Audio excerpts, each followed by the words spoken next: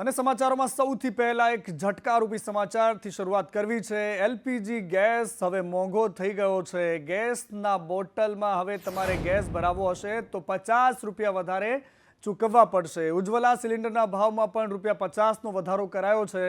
LPG cylinder 805ના બદલે હવે 853 રૂપિયામાં મળશે અને ઉજ્જવલા યોજના સિલિન્ડર હવે 553માં મળશે। આજે મધ્યરાત્રિથી આ ભાવ વધારો લાગુ થવાનો છે અને આ બધી જ પ્રોસેસ આજ રાતથી લાગુ થવાની છે। આજનો દિવસ સામાન્ય વર્ગ માટે એક ઝટકારૂપ છે કારણ કે અચાનક જ ગેસના ભાવ વધારો થયો છે। ઉજ્જવલાના બોટલ બીજી બાજુ કોંગ્રેસ અને વિરોધી પાર્ટીઓ વિરોધ કરે છે। એમનું કહેવું છે કે ઉજ્જવલાની બોટલો લોકોએ ઘરે મૂકી રાખી છે કે એમનામાં ક્ષમતા નથી કે બોટલ ભરાવી શકે, પરંતુ આજે ફરી એકવાર 50 રૂપિયાનો ભાવ વધારો થયો છે એ સામાન્ય માણસની કમરતોડ ઝટકા સમાન છે। ઘણી તકલીફો પડે। 800 રૂપિયાનો ભાવ 850 થાય, 50 રૂપિયા બી વધે તો કેટલી તકલીફો પડે, ગૃહિણીને જ તકલીફ પડે। અને સરકારને એવું જ વિનંતી છે કે થોડું ઓછું કરવું જોઈએ, કેમ કે ગૃહિણીને વધારે જ ટેન્શન આવશે। તકલીફ તો ઘણી પડે, પણ જેમાં ભાવ વધતા જાય તેમ તેમ બધી મોંઘવારી જેમ જેમ વધે તેમ તેમ સેલેરીનું બેઝ પણ થોડો ઓછો હોય વધારે હોય, એટલે તકલીફો ઘણી પડે છે। અને બીજો પણ એક ઝટકો વાગતા રહી ગયો। આજે જ પેટ્રોલ અને ડીઝલના ભાવમાં પણ 2 રૂપિયા વધવાના હતા। જાહેરાત થઈ ગઈ હતી અને ત્યારબાદ 30 મિનિટ પછી કેન્દ્રીય મંત્રી આવે છે અને પ્રેસ કોન્ફરન્સ થાય છે। ત્યારબાદ એવું કહેવામાં આવે છે કે એક્સાઇઝ ડ્યુટીનો વધારો થયો છે એ પેટ્રોલ કંપનીઓ જ એમની પાસે જ એમનો બોજ રહેશે, સામાન્ય માણસ પર એ બોજ નહીં પડે। આ વધારો આજ મધરાતથી અમલી બનવાની વાત હતી। જો કે એક્સાઇઝ ડ્યુટીના વધારાની અસર સામાન્ય માણસ પર નથી પડવાની। એક્સાઇઝ ડ્યુટીનો વધારો હવે ક્રૂડ ઓઇલ કંપનીના જે એડજસ્ટ કરવામાં આવશે। મહત્વની વાત એ છે કે પેટ્રોલ પર એક્સાઇઝ ડ્યુટી પ્રતિ લીટરે 19.90 રૂપિયા છે તો ડીઝલ પર 15.80 રૂપિયા વસૂલાઈ રહ્યા છે। નોંધનીય બાબત એ પણ છે કે 2014માં પેટ્રોલ પર એક્સાઇઝ ડ્યુટી 9.48 રૂપિયા પ્રતિ લીટર અને ડીઝલ પર 3.56 રૂપિયા પ્રતિ લીટર હતી। અને એક તાપ પૂરો થયો નથી ત્યાં બીજો તાપ જબરદસ્ત થઈ રહ્યો છે। માથું તાપથી ફાટી જાય એ પ્રકારની ગરમી અત્યારે પડી રહી છે અને કચ્છમાં સિવિયર હીટવેવની આગાહી કરવામાં આવી છે। કેટલાક વિસ્તારોમાં તાપમાન 41 ડિગ્રીને પાર જશે। રાજકોટ, સુરેન્દ્રનગર અને દીવમાં હીટવેવની આગાહી થઈ છે। એની સાથે સાથે બનાસકાંઠા, પાટણ અને ગાંધીનગરમાં યલો એલર્ટ આપવામાં આવ્યું છે। મહેસાણા, સાબરકાંઠા અને સુરેન્દ્રનગરમાં પણ યલો એલર્ટ આપવામાં આવ્યું છે। મોરબી, રાજકોટ અને પોરબંદરમાં પણ જબરદસ્ત ગરમી પડવાની છે। ઓરેન્જ એલર્ટ આપવામાં આવ્યું છે। એપ્રિલ અને મે માસમાં ગરમીનું જોર જબરદસ્ત રહેવાનું છે।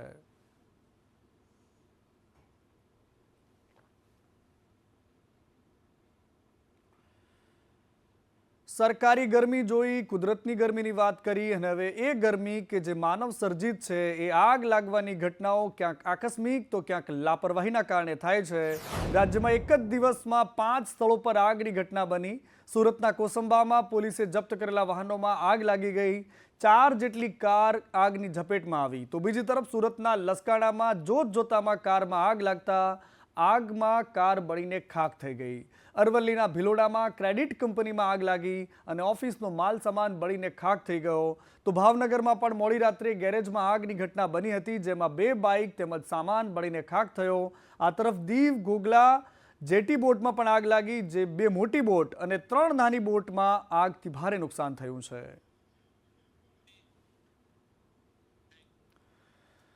અને બીજી બાજુ પાણીની ચિંતા સૌથી વધારે થઈ રહી છે, પરંતુ સરકાર કહે છે કે બધું જ ઓલ ઇઝ વેલ છે, ટેન્શન લેવાની જરૂર નથી।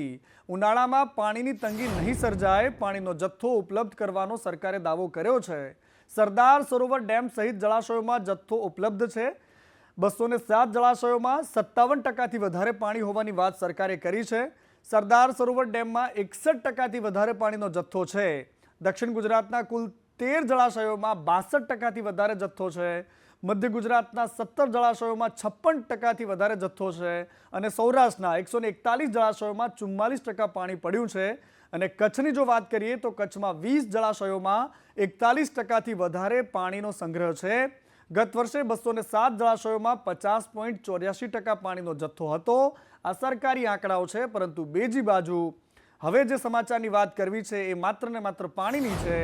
સુરેન્દ્રનગર એ છે જે સરકારી આંકડાઓ તમે જોયા, પરંતુ બીજી બાજુ વાસ્તવિકતા એ છે કે સુરેન્દ્રનગરના ધાંગધ્રા હાઈવે પર આ લોકો જે ચક્કાજામ કરી રહ્યા છે, દુધરેજ ગામના લોકો છે, એ માત્ર પીવાના પાણી માટે કરે છે.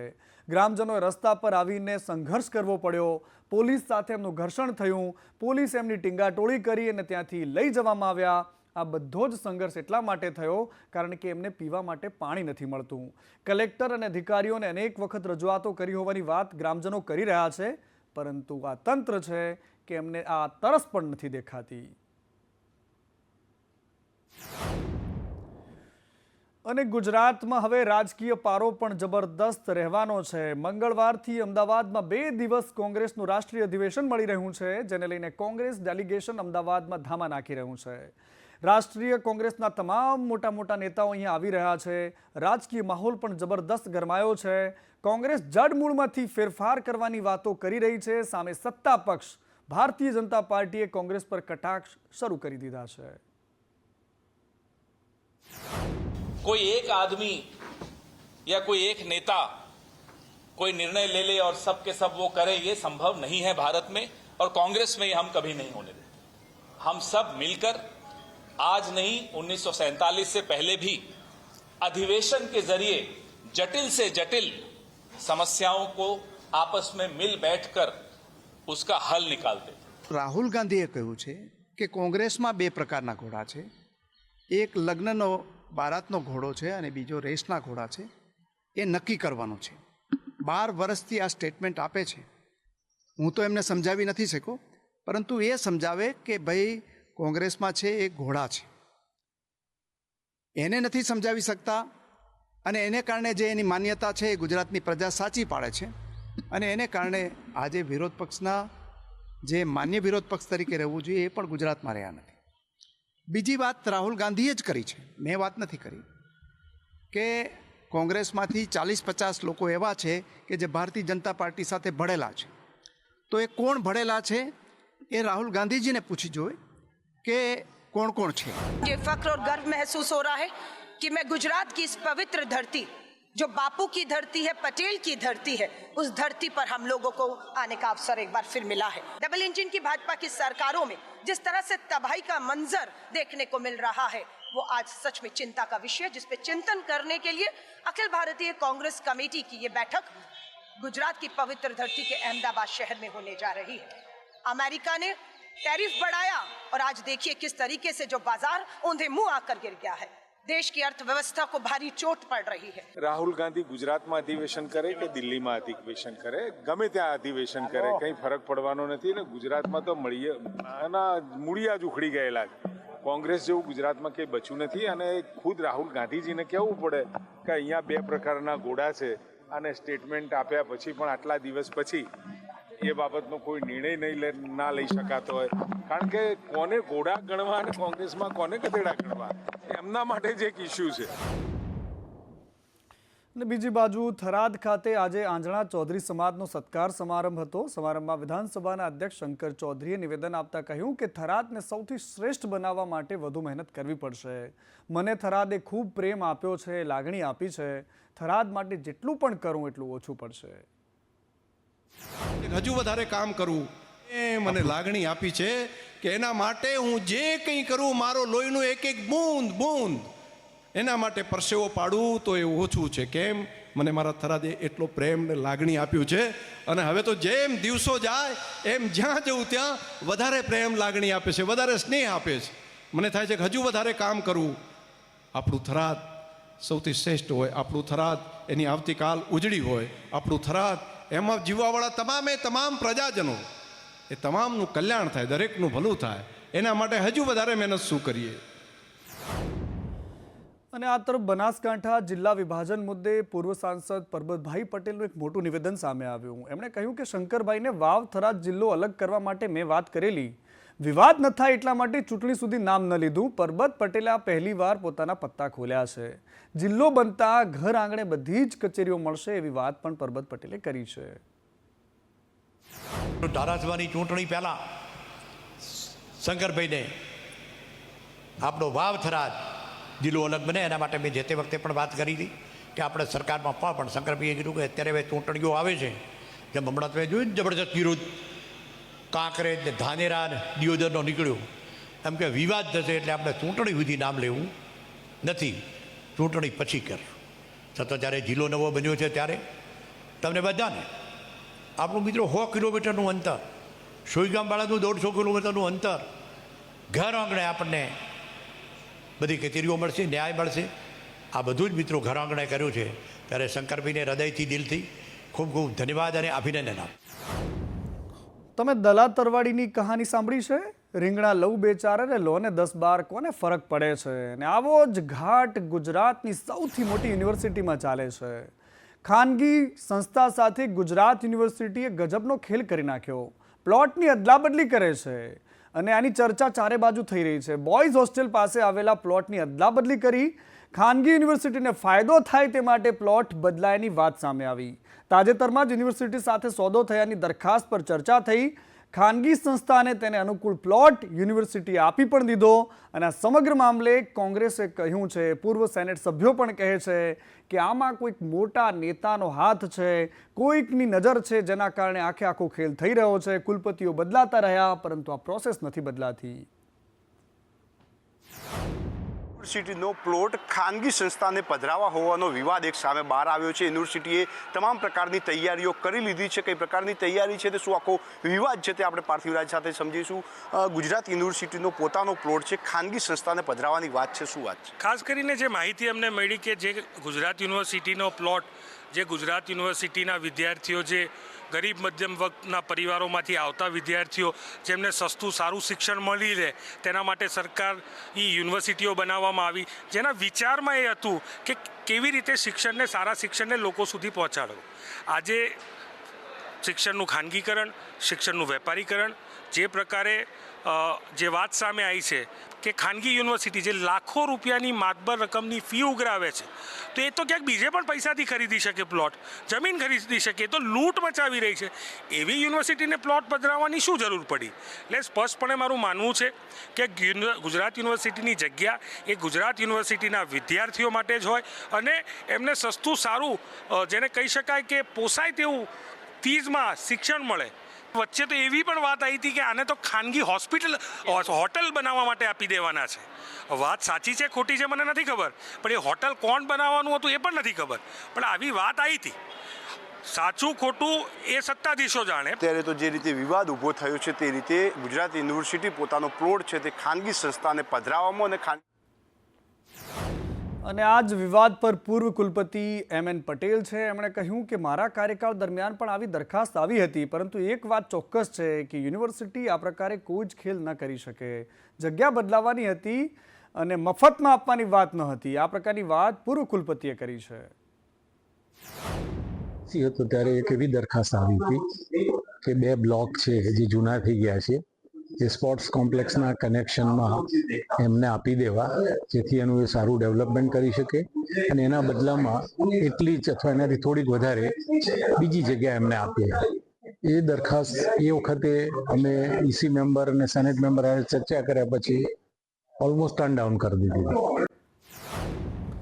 સરકારી તંત્રની બલિહારીની વાત શું કરવી? જૂનાગઢમાં રમતગમત વિભાગે જે છબરડો કર્યો તો એમાં ભારતીય જનતા પાર્ટીના ધારાસભ્યથી લઈને મેયર, સાંસદ બધાને જ એક પછી એક એવી રીતે મૂક્યા કે લોકો અચંબામાં પડી ગયા. કોઈનું નામ નહોતું તો કોઈનો જિલ્લો બદલાઈ ગયો, કોઈની ડેઝિગ્નેશન બદલાઈ ગઈ. તમામે તમામ છબરડામાં ધારાસભ્ય ખુદ હેરાન થઈ ગયા. સંજય કોરડિયાએ આવીને વાત કરી કે બહુ દુઃખદ વાત છે. સંજય કોરડિયાને ગીર સોમનાથના ધારાસભ્ય બતાવી દીધા, જ્યારે કે ગીર સોમનાથના ધારાસભ્ય કોણ છે બધાને ખબર છે. ખાતમુહૂર્તના સમારોહમાં કાર્ડ છપાઈ ગયા અને ત્યારબાદ આ છબરડો સામે આવ્યો છે. ગાંધીનગરથી કાર્ડ છપાણું હોય અને આવી ગંભીર ભૂલ ધારાસભ્યની સાંસદમાં પણ ગીર સોમનાથ લખ્યું છે, એટલે ગીર સોમનાથથી કોઈ સીટ પણ નથી, એટલે જુનાગઢ લોકસભા છે. અને આવા પ્રોટોકોલની અંદર ભૂલ થાય, ગંભીરતા થાય એ બહુ ગંભીર બાબત છે. કોઈ ધારાસભ્યને કે સાંસદને આનો વાંધો ન હોય, પણ લોકો મજાક સમજીને આને એક મુદ્દો બનાવે છે કે આવી નાની બાબત જો પણ ગાંધીનગર બેઠેલા અધિકારીને ખબર નથી હોતી તો આની પાસેથી આપણે વિકાસની અપેક્ષા કઈ રાખી. આવી ધારાસભ્ય પોતાની પીડા કહી રહ્યા છે અને એ પોતાની વાત એ અલગ અંદાજમાં કહેતા હતા, પરંતુ બીજી બાજુ સુરતમાં મંત્રી મુકેશ પટેલે પોતાના ઘરે જ સ્માર્ટ મીટર લગાવ્યું છે અને લોકોને જાગૃત કરવા માટે મંત્રીએ પોતે એની પહેલ કરી છે. સ્માર્ટ મીટર લગાવીને લોકો જે વિરોધ કરી રહ્યા છે એમને મેસેજ આપવાનો પ્રયાસ છે કે વીજ બિલમાં કોઈ જ વધારો નથી થતો, વિરોધ પક્ષ લોકોને ભ્રમિત કરી રહ્યો છે તેવી વાત પણ મુકેશ પટેલે કરી છે.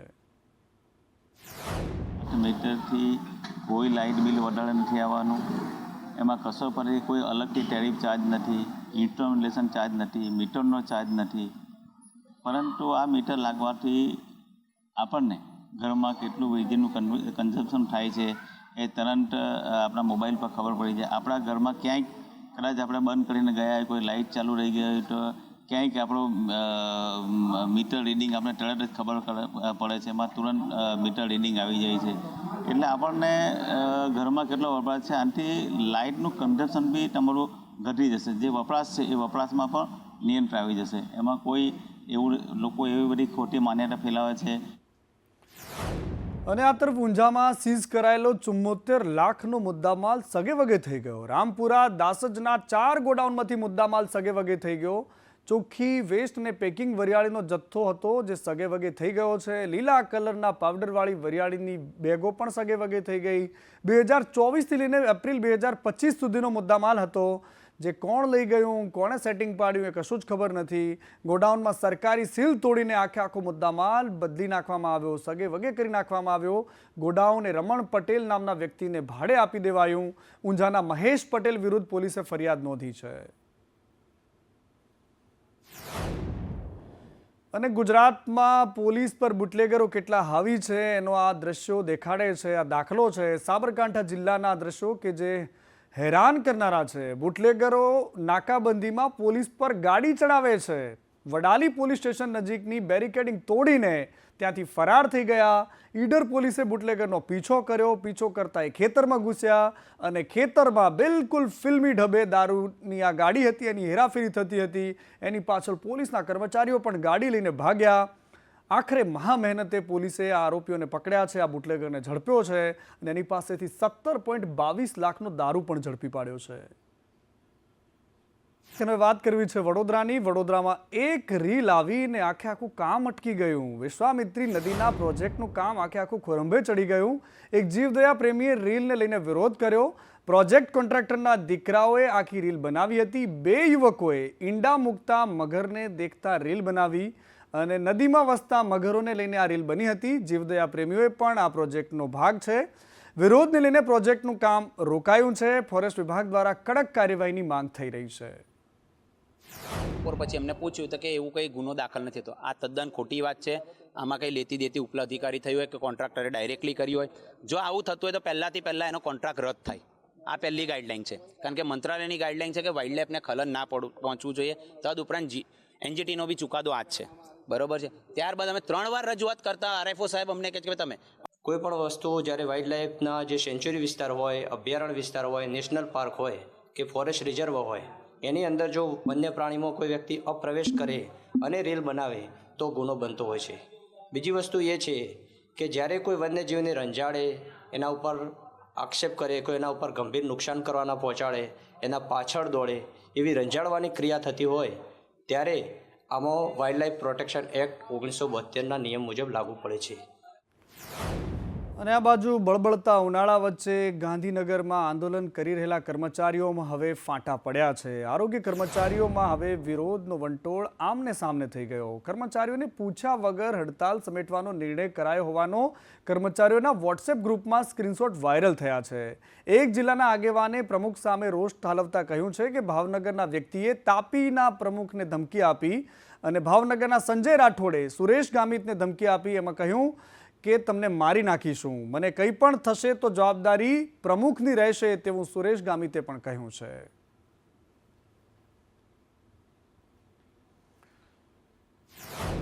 પરંતુ આરોગ્ય મંત્રી કહી રહ્યા છે કે સમજણ બાદ હડતાલ સમિતિ લેવામાં આવી છે. આ નિર્ણય બરાબર છે, કારણ કે કોઈ પણ માંગો અને સરકાર તમને ત્વરિત આપી દે એવું ન હોય. આરોગ્યના કર્મચારીઓ સાથે બેઠક થઈ હતી. એ લોકો મળવા પણ આવ્યા હતા અને એમને આખી વાગ અને વિગતથી એમને વિસ્તૃત સમજણ આપી હતી કે આમાં થોડો સમય લાગી શકે એમ છે. દરેક બાબતો તમે માગો અને સીધી સરકાર આપી દે એવું ના બને. એની અંદર એ તમારી માગણીઓ પરત્વે